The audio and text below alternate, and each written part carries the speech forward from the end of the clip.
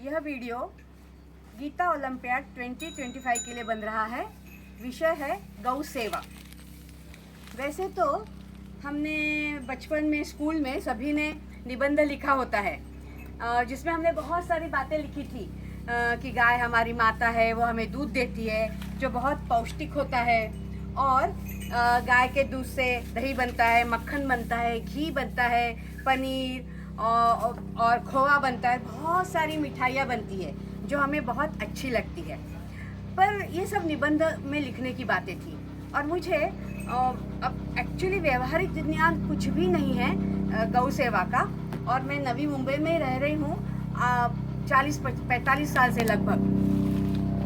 तो गाय गौ सेवा उसके विषय में मुझे बहुत कुछ भी जानकारी नहीं है, तो मैं वो जानकारी लेने के लिए यहाँ पे आई हूँ। जो मेरे साथ मेरी सहेली है ललित केलकर, जिनका यह छोटी जगह है और उन्होंने ये गाय पाली है, और श्री अनिल केलकर जी है।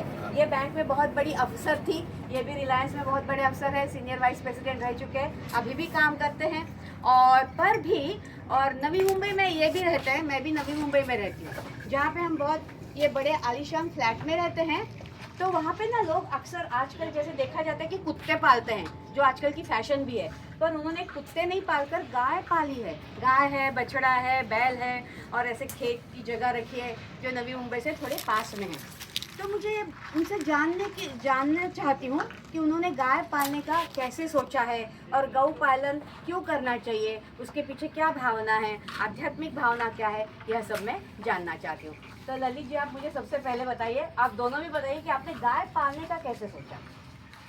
मैं बताऊं, बचपन से मुझे लगता था कि गोठा बोलते हैं ना, हाँ, गौशाला। हाँ, तो घर में एक गोठे में गाय हो और आंगन में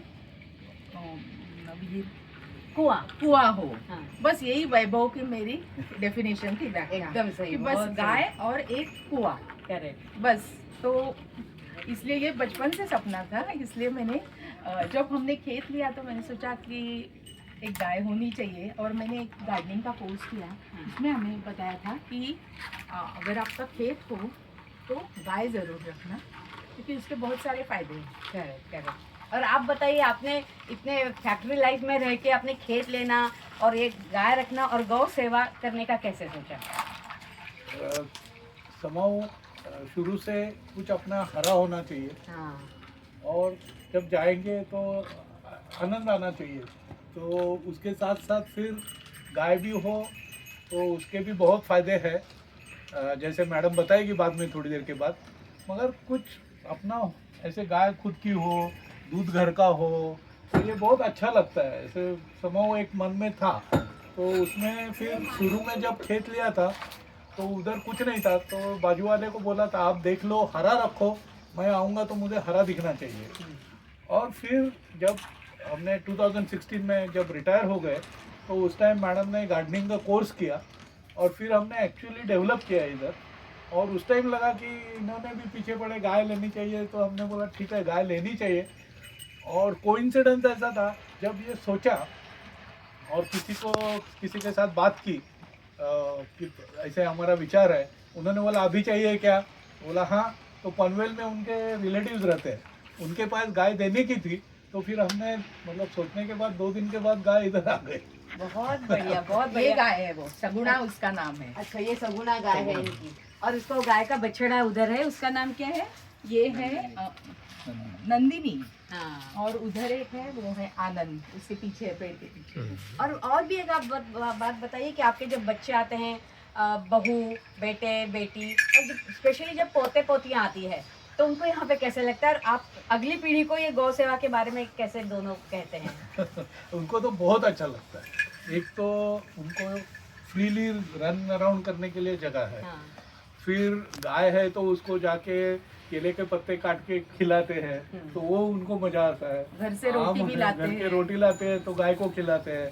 तो उनको ये भी पता है कि अज्जी हर टाइम दूध दूध से जो जो कुछ बनता है, पेड़े बनते हैं, उनको पेड़े बहुत अच्छे लगते हैं। अच्छा। तो ये हर टाइम पेड़े लेके जाती है। तो अपनी गाय है इसलिए सब मिल रहा है, ये सब उनको पता है। हाँ सही बात है। जैसे गाय को खिलाना, मैं भी अभी गौ सेवा का एक भाग, जैसे हम लोग ट्रेडिशनली ना घर में जो खाना बनता है तो नैवेद्य देने के बाद प्रसाद चढ़ाने के बाद पहला रोटी गौ के लिए होती है, गाय के लिए होती है, ऐसे हम लोग का मानना है। पर हम सब जो नवी मुंबई में रहते हैं, गाय को तो रोटी देना हमसे होता नहीं है। तो आज यहाँ आने वाले थे, मैं साथ में रोटी लेके आई हूँ, तो मैं रोटी और गुड़ गाय को खिलाया जाता है वो मैं पहले देना चाहती हूँ। हे देऊ घमेला देऊ हाताने देता येईल का तिला? बरं थोडं तुला लांबून टाकावं लागेल ती एकदम हातातून येईलच. घेईल ना हातात ना. हम्म. तिला पहिले देते बछड्याला.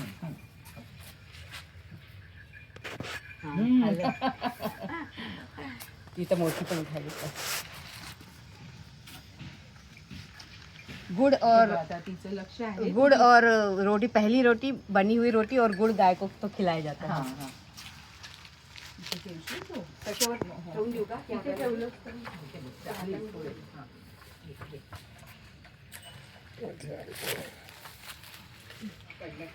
घे तेव्हा ती बरोबर घेते. तिकडे पण एक बैल आहे, त्याला नेऊन देऊ. हा त्याच्यासाठी घेतला होता. आवडला तिकडे हां, पण. हे बघ हे बघ हे बघ हे बघ हे बघ. तिला दे, तिकडे येते आता. हो. काढता येईल का तुम्हाला? अच्छा. तिला दिलं त्याला, त्यांना दिलं. तसे हे बंद करायला नाही नाही नाही, तिकडे ओ ओ ओ घेऊन घ्या. चालू आहे ना हा चालू दे.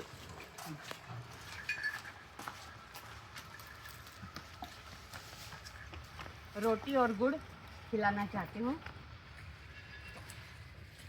अरे वा नाही, हे प्लास्टिक तोंडात जातं त्याच्या.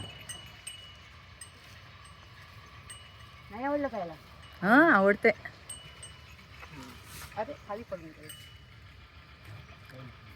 खाईल खाईल तो आता ना ते पोट भरलं असेल ठीक आहे तिला दे गुळ हो.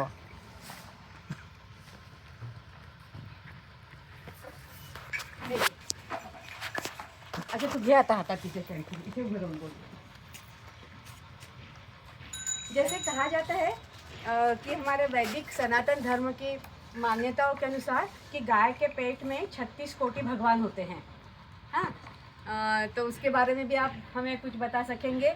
और दूसरी बात होती है कि जो कृष्ण कॉन्शियसनेस है, कृष्ण चेतना बोलते हैं ना, कि अगर हम कृष्ण के पास में जाना चाहते हैं तो गाय की सेवा करना ही कृष्ण की सेवा होती है, ऐसे मानना है. और मेरा अनुभव तो आज पहली बार है आया है यहाँ पे, गौ के पास में आई हूँ. तो आपने ऐसे भी कभी सोचा था क्या? ऐसे तो नहीं सोचा था लेकिन एक एस्थेटिक वैल्यू करके हमारा कृष्ण मंदिर है और जब हम आते हैं ना फार्म में हाँ. तो बहुत अच्छा लगता है कि सबसे पहले कृष्ण को अपने अभी यहाँ बाद में हम अच्छा, shooting हम लेंगे। कृष्ण मंदिर में भी कृष्ण जाएंगे मंदिर गौ का है दर्शन करने और के बाद. यहाँ फिर गाय भी है हाँ हाँ. और ये मैं कहती हूँ ये गाय हमारे फार्म की शान है. अच्छा. गाय और ये हाँ बछड़े. हाँ. अभी ना मैं ये इस वीडियो के लिए, गीता परिवार की वीडियो के लिए यहाँ पे गीता के 5 श्लोक बोलना चाहती हूँ गाय के साथ. चौथा अध्याय में 5 श्लोक है जो नित्य पठनीय गीता श्लोक कहे जाते हैं. तो मैं कहना चाहती हूँ तुम्ही पण माझ्याबरोबर म्हणा.